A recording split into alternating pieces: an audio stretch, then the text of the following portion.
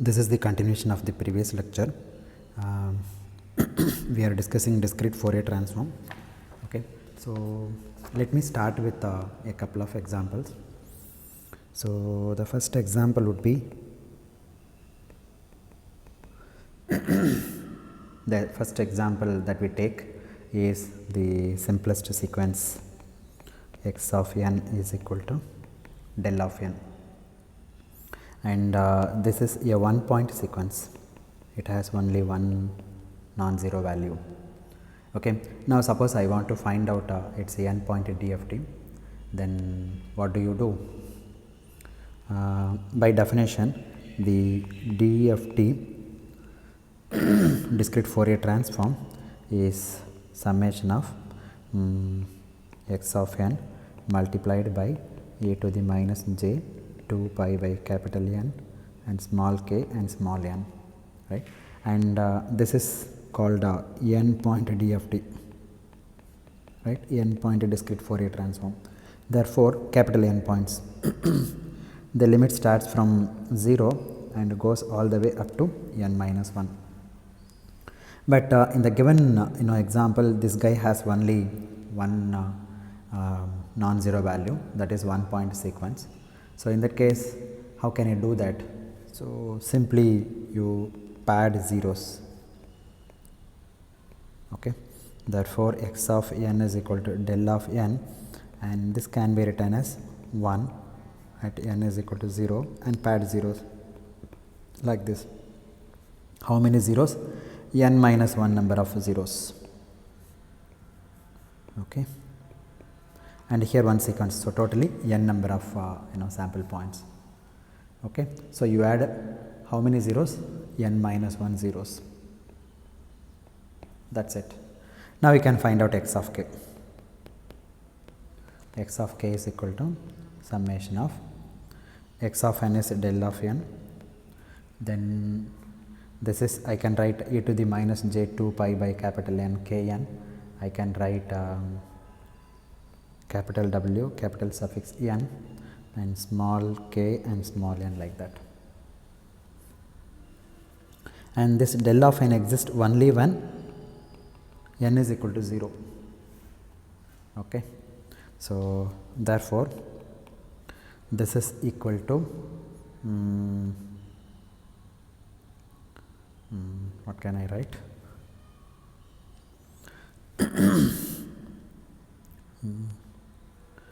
Here n is equal to 0 to n minus 1. Expand the summation. Del of 0 w n power k n, where n is 0 again, you put 0 here. Instead of writing w, let me write in the usual notation so that you will get a better clarification. E to the minus j 2 pi by capital N, then k times n, n value is 0. What is del of 0? Del of 0 is 1 plus e to the 0, because 0 times anything 0. One more, you just expand the summation, then del of 1 times e to the minus j 2 pi by capital N times k, because n value is 1, plus del of 2 e to the minus j 2 pi by capital N times 2k plus dot dot dot plus e to the minus j,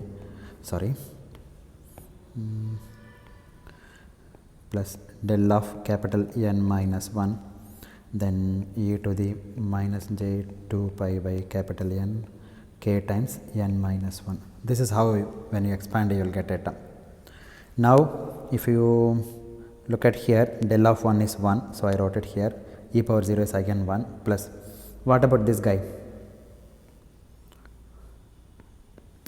What about this guy? Del of 1. Del of 1 is 0. 0 times anything 0, and this del of 2 also 0.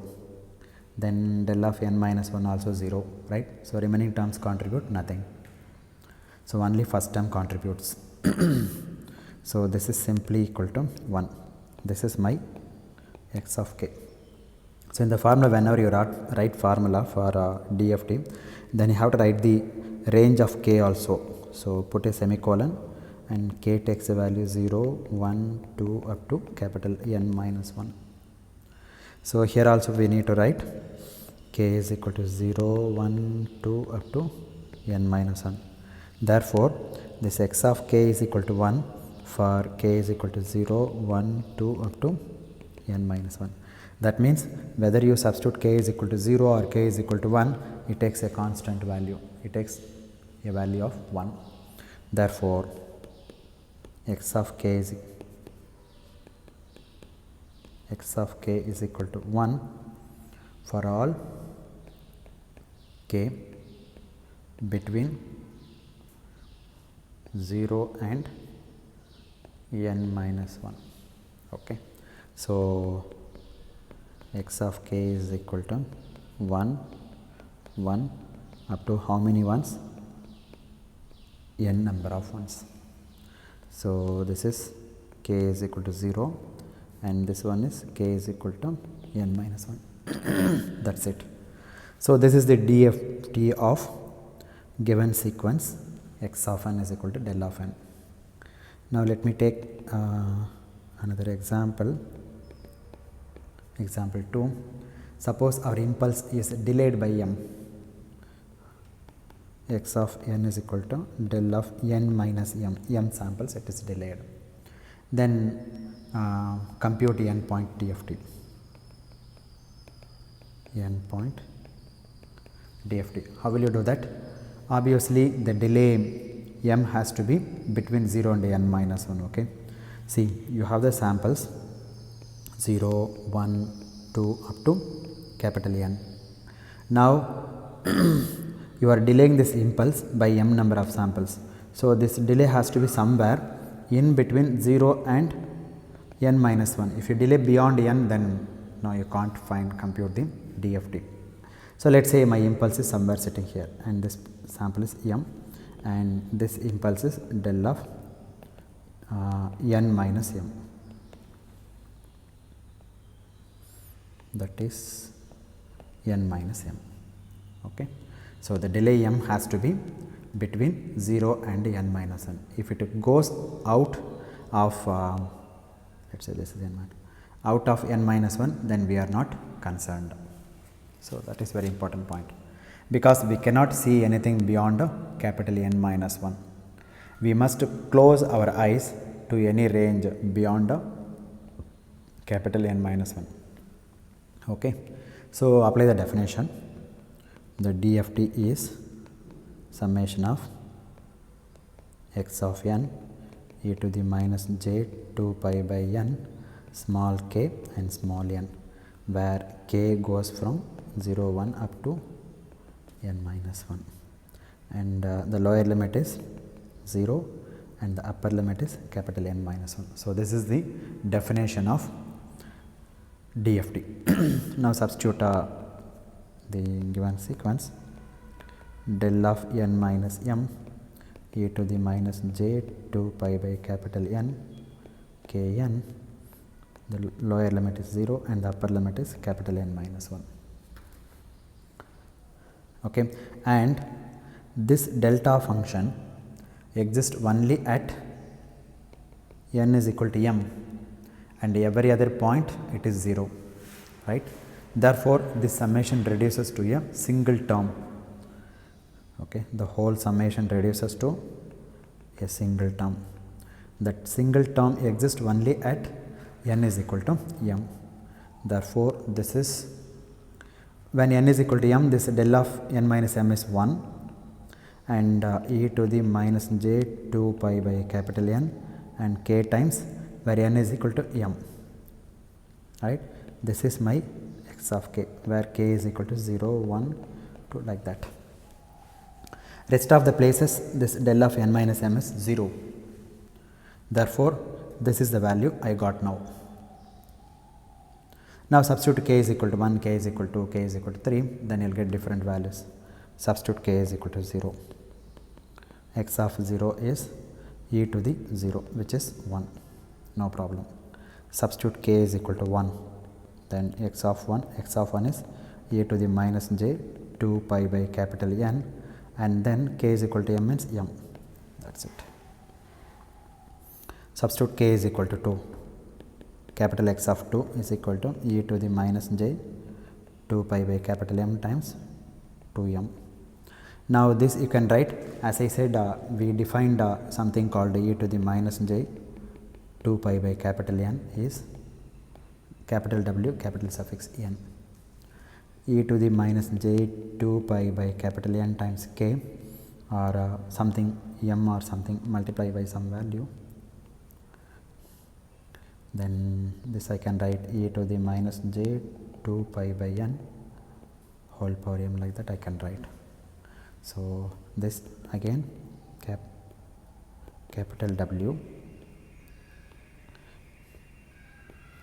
suffix n, and this whole power m I can write like that. By the same token, this guy I can write as capital W suffix n and power n, and this one I can write as capital W n whole power 2m, and so on and so forth. Then dot dot dot k is equal to, the upper value is n minus 1 that k can take, therefore capital X of capital N minus 1 is equal to e to the minus j 2 pi by capital N times n minus 1.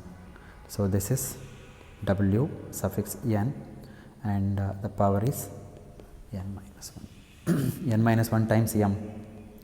Okay, there is m, one more term is there.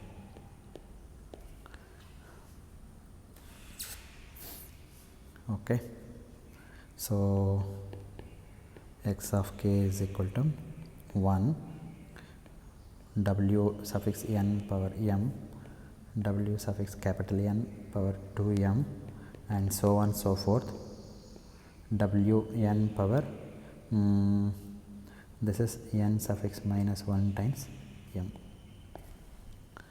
If you substitute m is equal to 0, then you will get again all are 1 1 1 like this up to capital N number of ones. Okay, so that's how you will compute the DFT. Okay, let me take one more example, and this example is more interesting.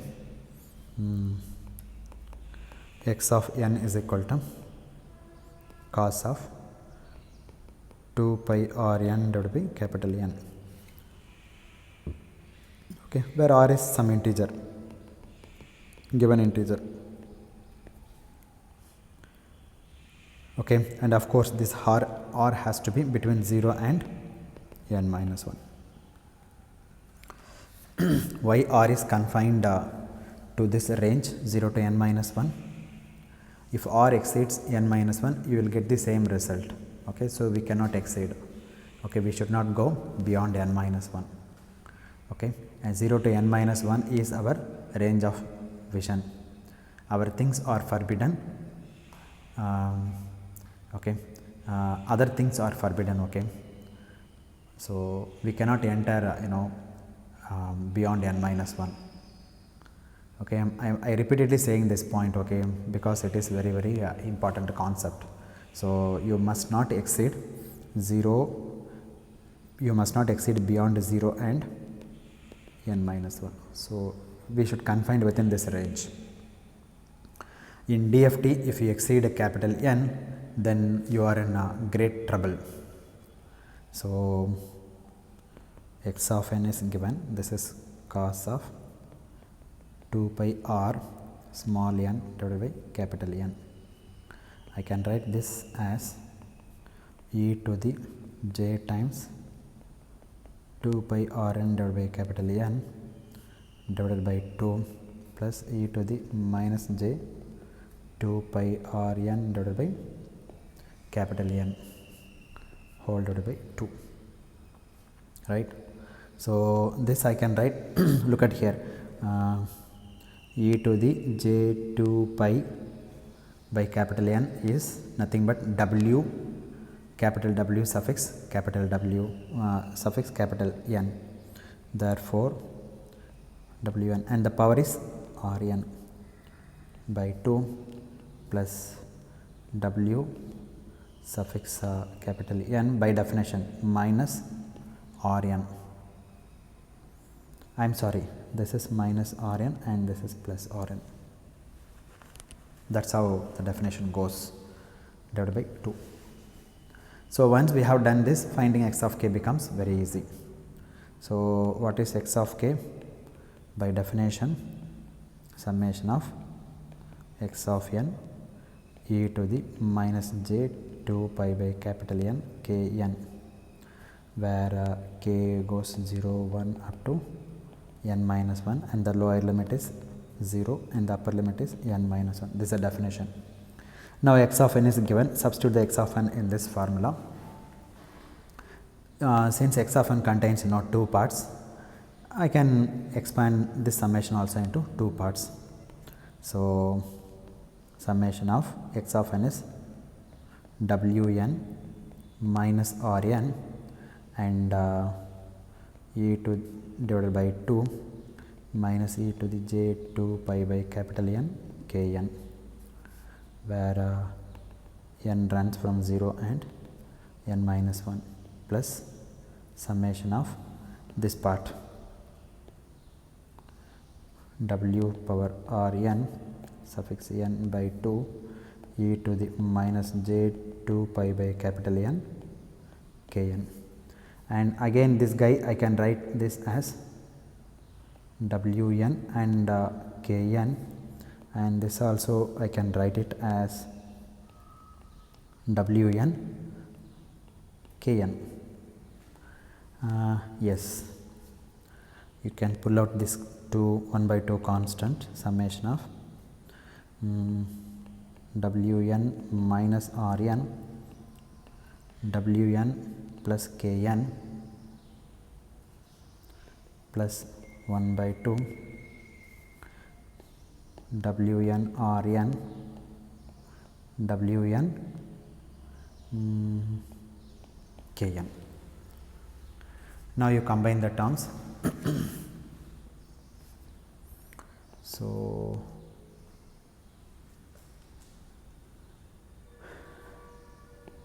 one by 2. By the way, this limit is 0 to n minus 1, here also 0 to n minus 1.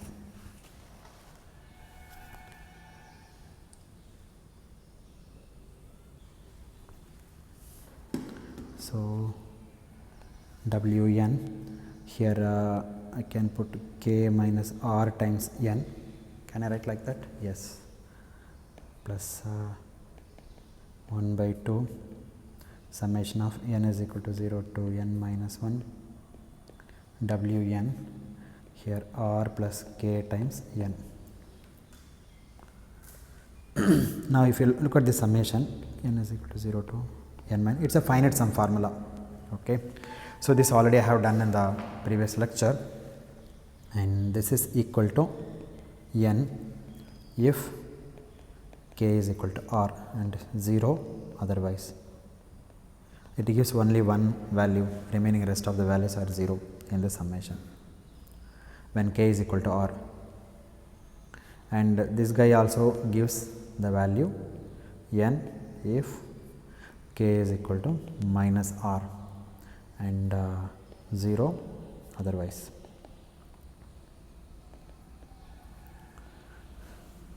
Okay. This k is equal to minus r creates a problem. We should not go into the forbidden region. Okay. So, what value exists at k is equal to minus r? So, whatever the value exists at k is equal to minus r should also exist at k is equal to n minus r, because it is periodic, right? Because k is equal to minus r is beyond the our range of vision. See, our range of vision is 0, 1, 2 up to n minus 1, and this is my k axis, the frequency domain, where k is a frequency domain variable. When I take k is equal to minus r, then the minus r is sitting somewhere else. So, this is forbidden. So, what should I do? So, whatever happens at n at minus r, the same thing will happen at somewhere n minus r, because it is periodic. The small k is periodic. Okay. I mean I can't say small k is periodic, I can say x of k is periodic. So therefore this n minus r is in the range of vision. Therefore instead of writing k is equal to minus r, it is same as k is equal to n minus r. X of minus r is the same as x of n minus r. That's what we are trying to say. I am not supposed to consider x of minus r, wrong, this is wrong. But I can consider x of n minus r because it lies within the range of vision. Okay. Therefore this, instead of writing k is equal to minus r, I can write k is equal to n minus r. Okay. And here you have 1 by 2. If you bring this 1 by 2, then it becomes n by 2, and here also 1 by 2. Therefore this is going to be n by 2 if small k is equal to r, n by 2 if small k is equal to capital N minus small r, and 0 otherwise. This is what your x of k is. In other words, cosinusoidal digital signal cos of 2 pi r small n divided by capital N has only 2 non-zero samples in its DFT.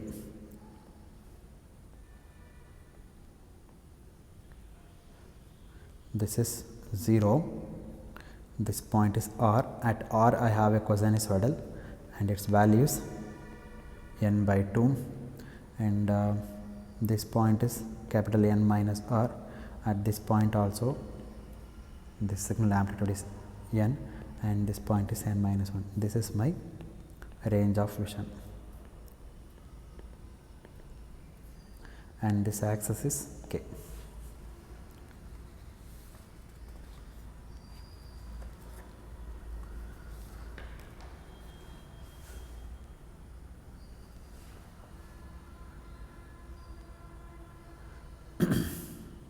Okay.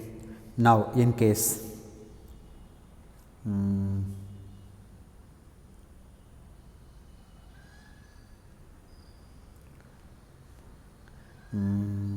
okay,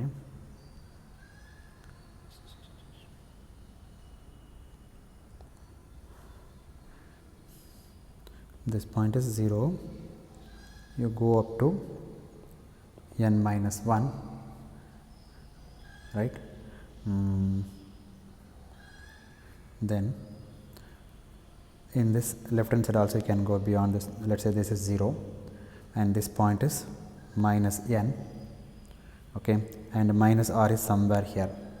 Now had we been allowed to look into cross the forbidden region, then we should have another sample at this point. Okay. So here I have one sample point at r and one more sample point at n minus r. This is n by 2, this is n by 2. Now had we been allowed to look into cross this forbidden region, this is range of vision. Okay. So cross into allowed to look into cross the forbidden region, then we should have another sample sitting at here. So the basic DFT consists of two signals, n by 2 and n by 2 at k is equal to r and k is equal to n minus r. Originally it is k is equal to minus r, but this minus r is in the forbidden region. So I should not cross this range 0 to n minus 1. Okay.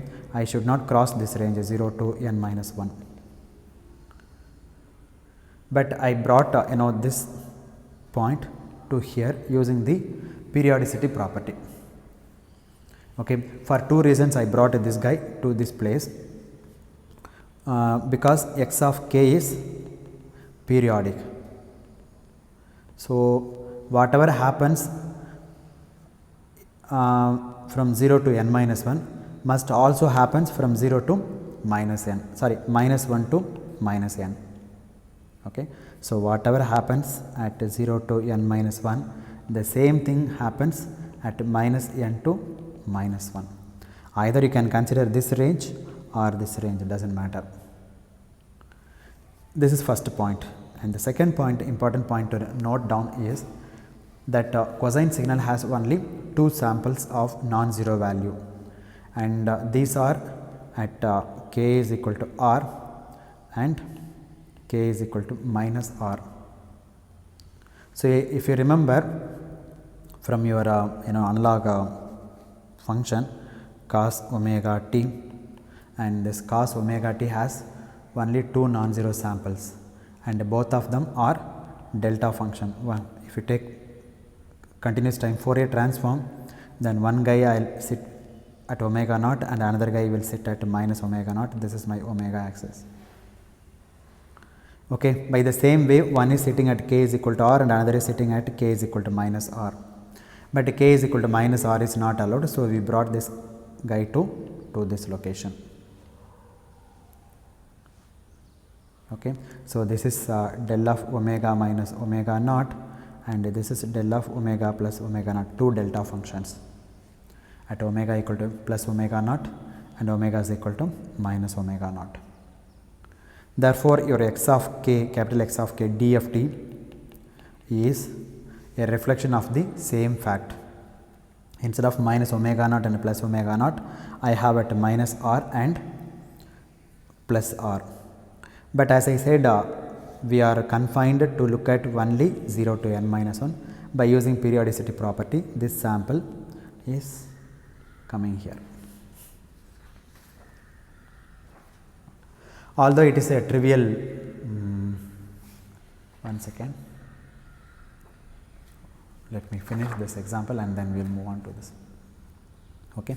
Okay. So, what we have done is we have taken discrete equivalent of DTFT, and we find instead of delta function of infinite length, we get a finite.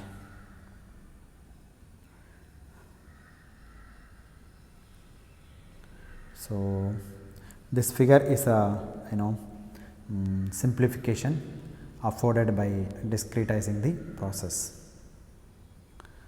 Okay. So, now let us move on. So, our next concern would be a small comment about DFT.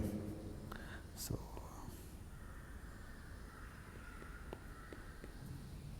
now x of k by definition is summation of x of n, w n and k n, where k can take the value 0, 1 up to capital N minus 1, and the lower limit is 0 and the upper limit is n minus 1, capital N minus 1. And what is x of n? Inverse DFT. This is a DFT formula, and inverse DFT, inverse discrete Fourier transform, is 1 over capital N summation of capital X of k w n minus k n, where n is 0, 1 up to capital N minus 1. Here summation lower limit is 0 and the upper limit is n minus 1. So, the basic relationships between DFT and IDFT are given. Now, if you want to compute x of k, each capital X of k requires n number of multiplications. For example, let us say this is equation 1, expand equation 1, x of k is equal to, expand this, x of n, sorry, n is equal to 0, x of 0 w n power 0 plus x of 1 w n power k plus x of 2 w capital N 2k plus dot dot dot I am sorry,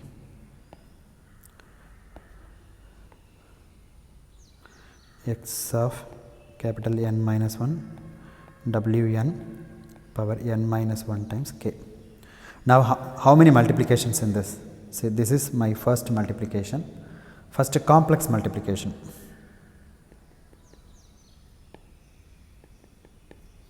And second complex multiplication, third complex multiplication, and nth complex multiplication.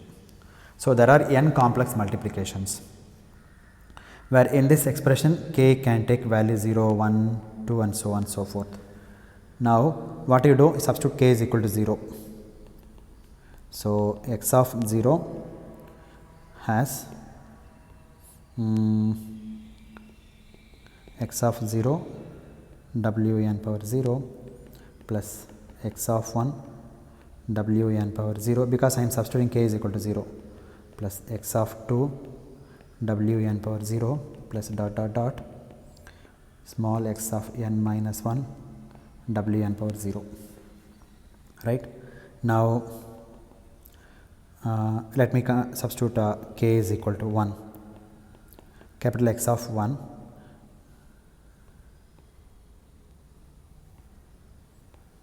k is equal to 1, then x of 1 is equal to x of 0 wn power 0 x of 1 wn power 1 when k is equal to 1 in this expression here.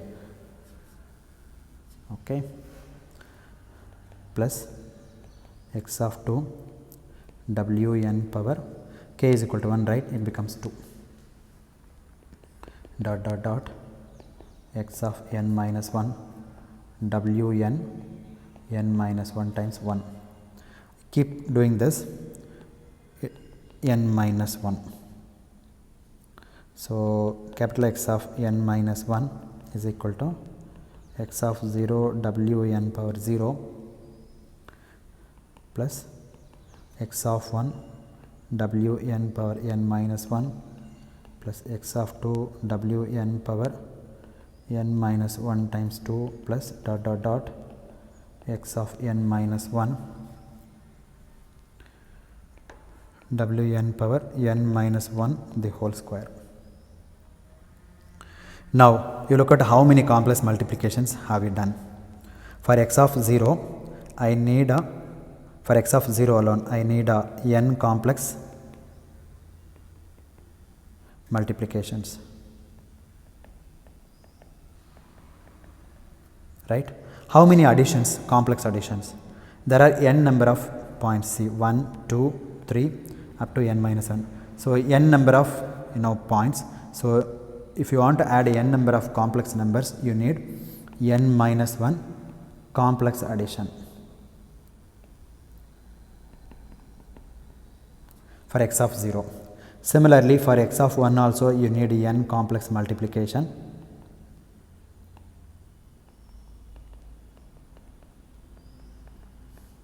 and you need a n minus 1 complex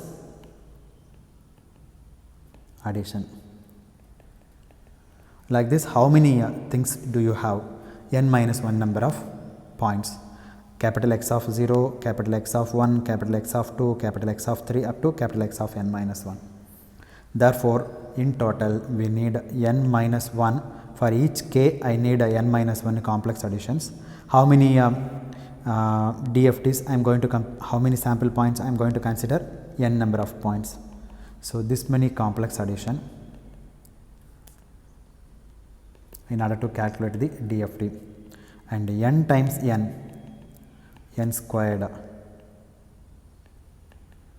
complex multiplication.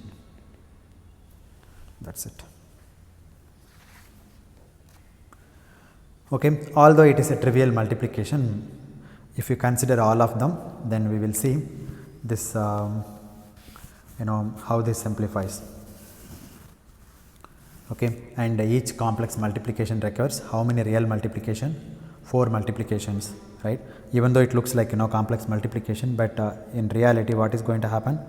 A plus IB times C plus ID, then this guy needs 4 real multiplications.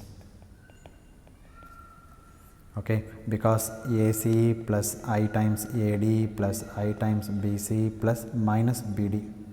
So 4 real multiplications, and to compute all the capital N number of points, then you will require another n multiplication. So totally you will end up with a huge number of multiplications. So totally n square complex multiplications and n times n minus 1 complex addition. Now if n is something large, like let us say 1024, then this quantities n square and n times n minus 1 require astronomical dimensions, and therefore DFT, although it was known from Gauss's time,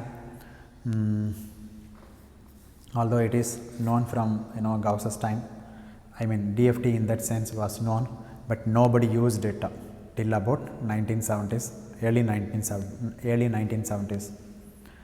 But when these two gentlemen, Cooley and Tukey,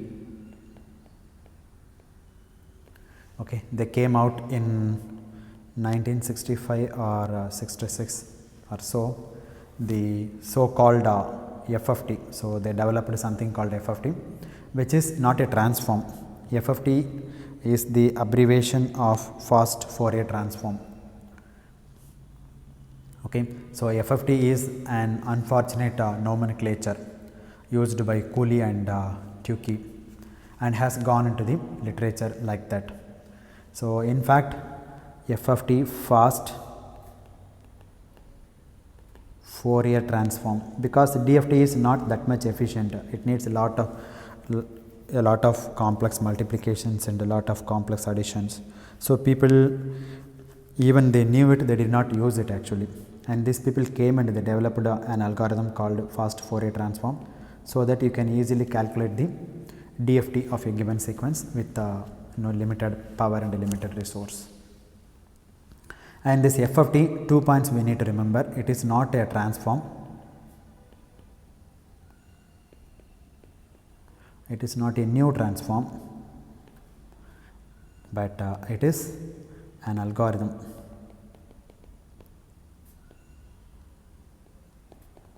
It is an algorithm for computing DFT. You can compute DFT as well as inverse discrete Fourier transform efficiently using this algorithm. So you see, DFT and IDFT are of the same form except for a change in sign. If you look at the definition, look at here, here also the same summation and here also the same summation, but only one thing is Wn Kn and here Wn minus Kn, only sign is changed. Okay, remaining things are the same, and therefore they came out with FFT with algorithms, numerical algorithms for computation of DFT and IDFT, which reduces the number of arithmetic operations drastically. In fact, we will show that instead of n square complex multiplications and n times n minus 1 complex additions, what you recover with FFT is of the order of n by 2 log to the base 2 of n. Okay, so this reduces the computation drastically. In fact, DSP was considered till that time as a very complicated matter due to two reasons. One is the lack of hardware. Hardware was very costly those days, 1960s, 1970s. But since 1970s, there has been revolutionary progression in hardware, especially in integrated circuits. That's one. And the second one is nobody used DFT because of the complexity of computation. You spend the rest of your life in computing spectrum, then of course you are no good.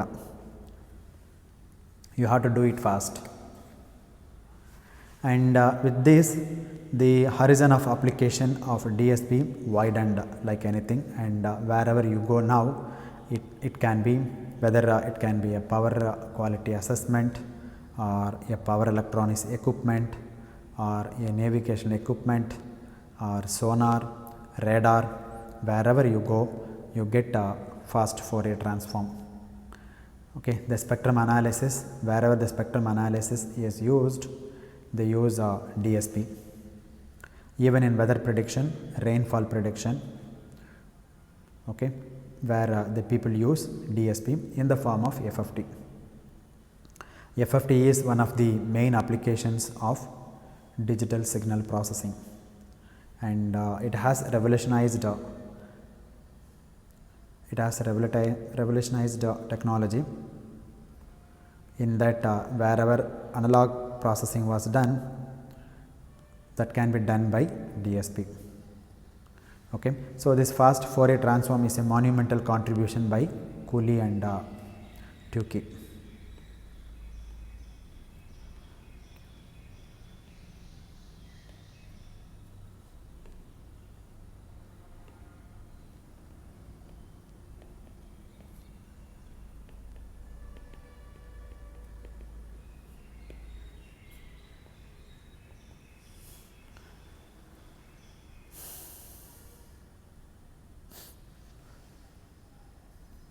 I think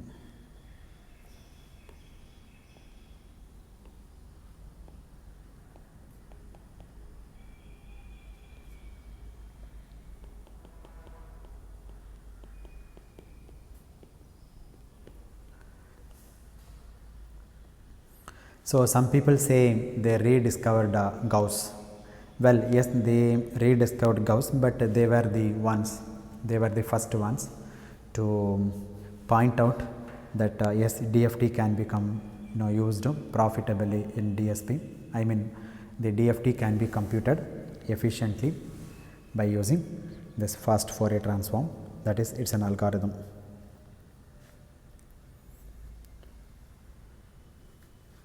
Okay.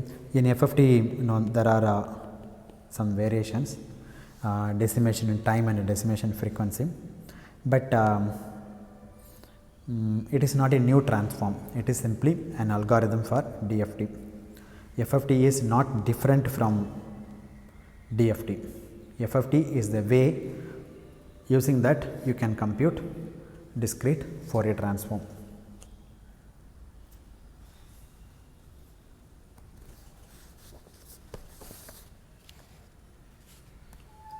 So, this is one point, and then let us discuss the connection between DFT and DTFT. Okay. So, the next question that we address is the following. You have x of n. Okay. So, the samples are in the range from 0 to n minus 1. Okay. And you have x of k, it is DFT, which is the discrete Fourier transform of x of n. The samples are from 0 to n minus 1. Okay. And here the axis is n is equal to 0 and here n is equal to capital N minus 1. This is my time axis, and here the frequency axis, k is equal to 0 to k is equal to n minus 1. This is the k axis. We said capital X of k is a sufficient description of x of e to the j omega, right? Sufficient description of x of e to the j omega. What is x of k? DFT. What is x of e to the j omega? DTFT. Because x of k contains n independent pieces of information. This x of j omega also contains n independent piece of information. This guy contains n independent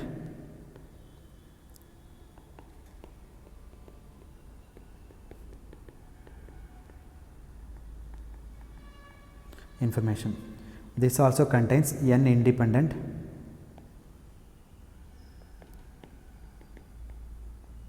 piece of information, but this n independent piece of information is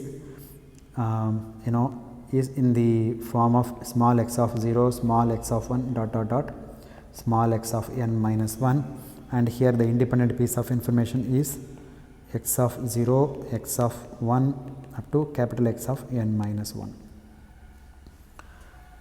Okay. Now, the question now is, given x of k, how do you go to x of e to the j omega? X of k, then how do you go to x of e to the j omega? That is a question. Okay, that is, if the parts are given, how do you reconstruct the whole? Okay, so some spare parts are given, from that spare parts you need to construct the entire object. In effect, what we are trying to do is, suppose the samples are like this. Okay, at k is equal to 0, I have one sample, I have another sample, I have another sample, I have another sample, like that up to n minus 1. Now what we are trying to do is, we fill in between. Okay, I wanted to know what is there in between. I wanted to know what is there in between. I know what is exactly at k is equal to 0, k is equal to 1, k is equal to 2, k is equal to 3. But I don't know what is there in between k is equal to 0 and 1. I don't know what is there between small k is equal to 2 to small k is equal to 3. So in between I need to find out. I need to fill it up. How can I do that? And this process is known as interpolation.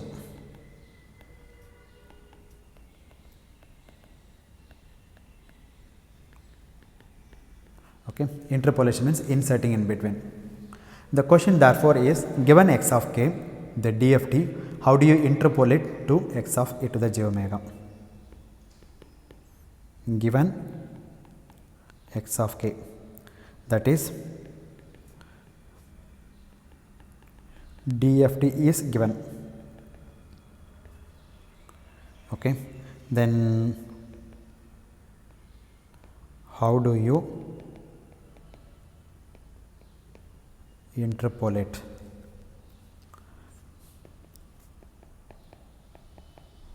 X of e to the j omega. How do you fill the gap between these discrete samples? So once again, this proof is very simple, and let me tell you the mathematics. So the details and the steps and other things which are very simple and can be done by you. Okay, you can do it very comfortably. So now x of e to the j omega by definition is summation of x of n e to the minus j omega n, where n goes from 0 to capital N minus 1, because x of n is finite length. X of n is of finite length. Now we do the same trick. Okay, x of n we substitute by the inverse DFT formula, and then we interchange the limits of summation or interchange the summation. So summation x of n I can write inverse DFT formula, x of k wn minus kn, and this one is e to the minus j omega n, and here the summation is k is equal to 0 to n minus 1. I have one more summation here, this summation n is equal to 0 to n minus 1. Here I no need to change the variable. Okay, here also n and here also n. Why? Because the second summation is with respect to k. That is why I did not change the variables, both are same. And here of course you have 1 over n.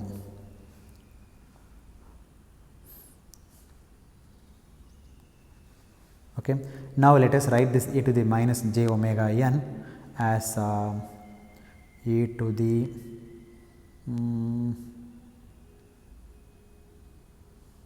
okay, I will come little later.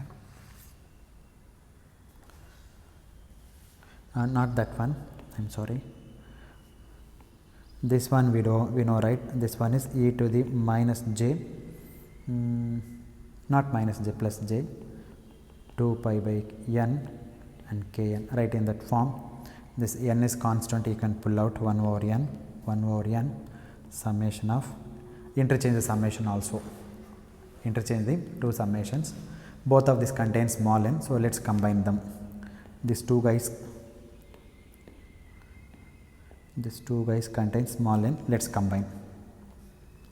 So first interchange the summation, k is equal to 0 to n minus 1, then second summation, the limit is 0 to capital N minus 1, then This x of k you can write here.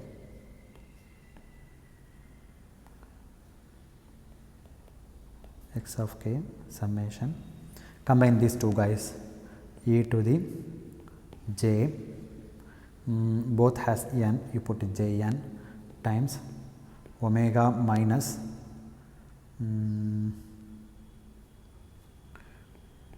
2 pi by capital N times k, that is it, where n is equal to 0 to n minus 1, and this is the finite sum. Okay, and this is not a function of the form which we will assume. Okay, a value of capital N at some value. It is a continuous function, but the summation is geometric summation. Therefore, this is 1 over n summation of k is equal to 0 to n minus 1 x of k, and the summation becomes 1 minus e to the j times omega minus 2 pi by capital N k multiplied by capital N divided by 1 minus e to the j times omega minus 2 pi by capital N times k. Now bring this n inside. So 1 over n, k is equal to 0 to n minus 1 x of k, 1 minus j times omega times capital N minus 2 pi k whole divided by 1 minus e to the j omega minus 2 pi by capital N times k. Now you can see that I have obtained x of e to the j omega in the left hand side in terms of x of k, and this quantity, okay, x of k times this quantity, let us say a and this is b, multiplication of two quantities, okay, and this quantity can be put in a slightly different form, that is in more convenient form, and this form hereafter we will repeatedly use, so please remember this form. So in a more convenient form, what we do is you take e to the j omega n divided by 2 pi k by 2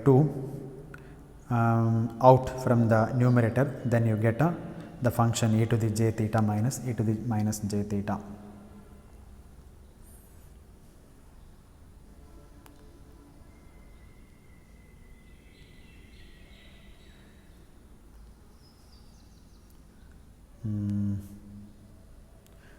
Before that, let me write down this thing. Suppose if you have 1 minus e to the minus j theta like this, what you do?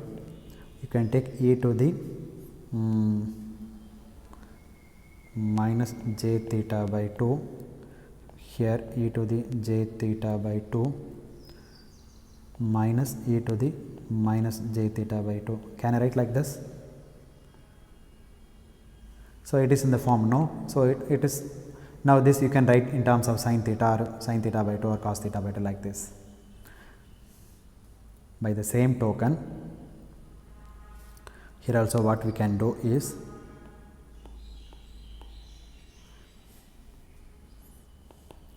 one over n summation of k is equal to 0 to n minus 1 x of k, and here e to the j times omega n minus 2 pi k whole divided by n multiplied by, you put minus here,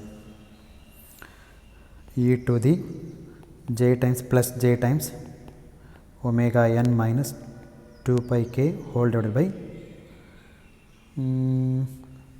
wait a minute, let me put 2 here, 2 minus e to the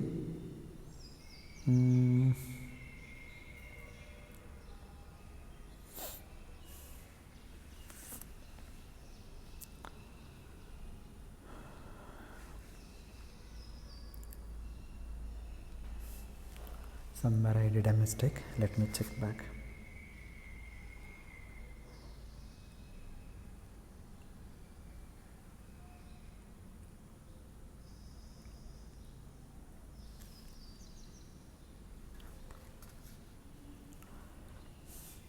this is minus.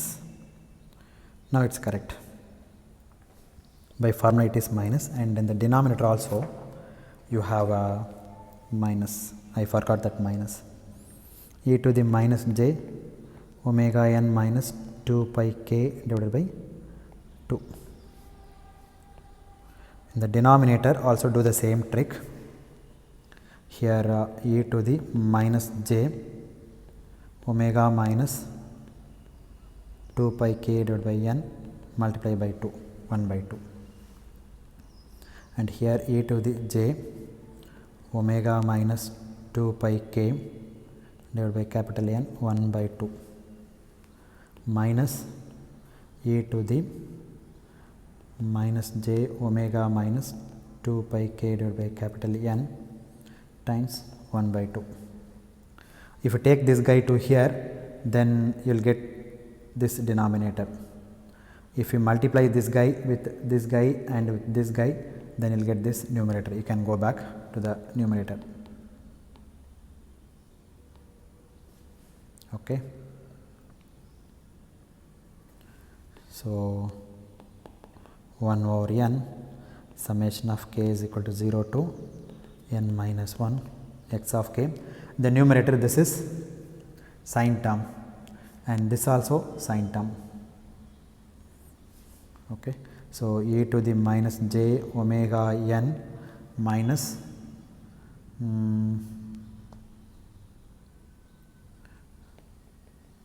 2 pi k divided by 2. If this guy comes to the numerator, then it becomes e to the plus j times omega minus 2 pi k divided by n times 1 by 2, and this guy becomes sine of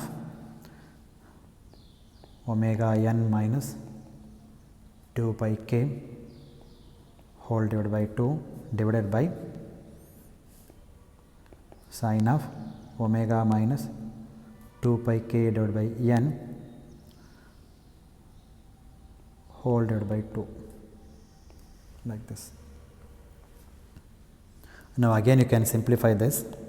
1 over n summation of x of k. You simplify these two guys. If you simplify that, e to the minus j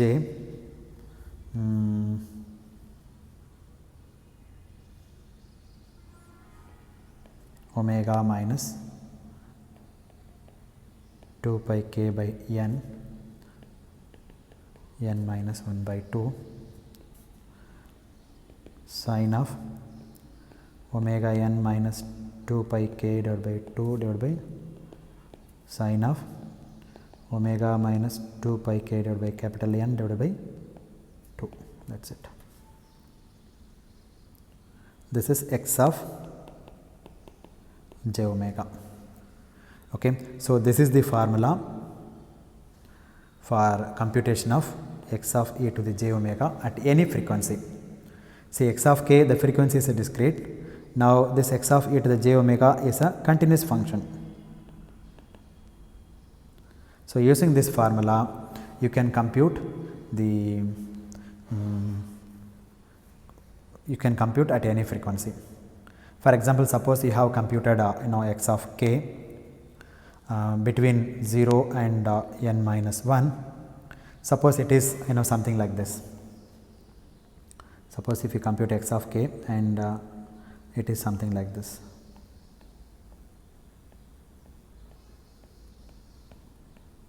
Something like 0 to n minus 1. Okay. And this is the gross spectrum of the finite length signal x of n. Gross spectrum of the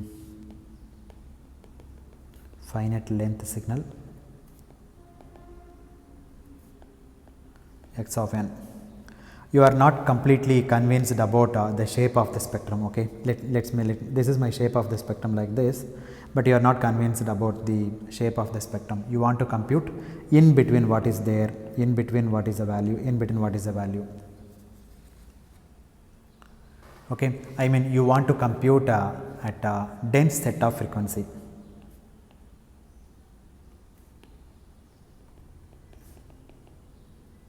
It has only n minus 1 points, but I need more number of points to do the analysis very accurately. What shall I do? If you do that using this formula x of k, then again there is a problem. In case let us say k is equal to 128, you know 128 square number of multiplications, 128 times 128 minus 1 number of complex additions. So computationally it is complex. Then what you do, instead of, then if you are not satisfied with this, then you may go to 1024 points. Again 1024 points, computation it is complex. So instead of increasing the k value to get the dense set of frequency, what you do is you start with less number of DFT. Okay, start with k is equal to 16 or 64 like that, and from that use this formula to compute the dense set of frequencies. Okay, so whenever you want to compute a dense set of frequencies, how will you do that?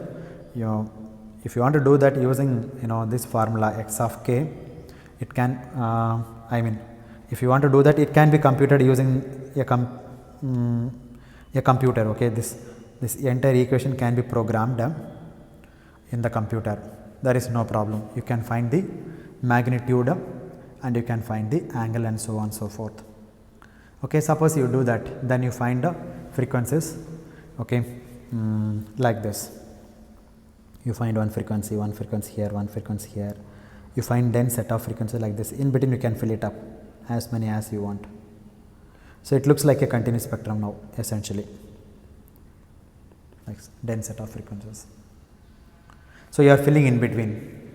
Okay, then when you compute a sufficiently large number, then on the oscilloscope it will look like a continuous. It looks like a continuous spectrum for large number of samples, and this is what is done in sonar applications. For example, in sonar applications, the signature of the enemy's submarine, you take the DFT of that, and you either use a very large number of points in the DFT, so that these samples are very close by.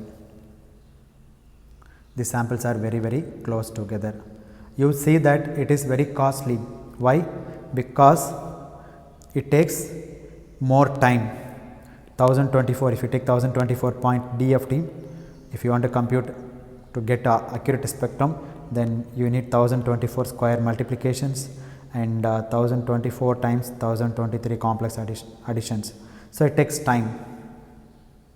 By the time you finish the computation, the enemy submarine may shoot you and sinks your submarine, and therefore what one does is start with a smaller number of points, typically 64 or 128 points DFT.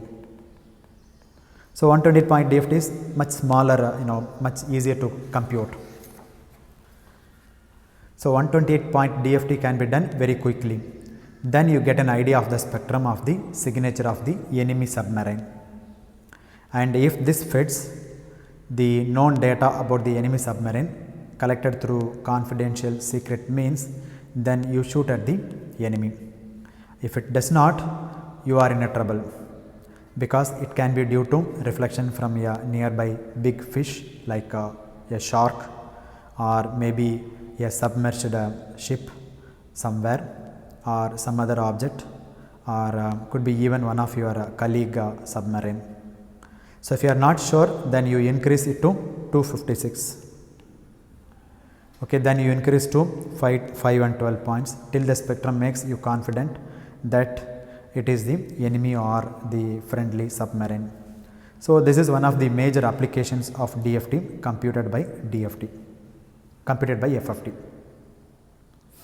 Okay, so you start with a 128, you get x of k. From this x of k, you can construct x of e to the j omega using this formula.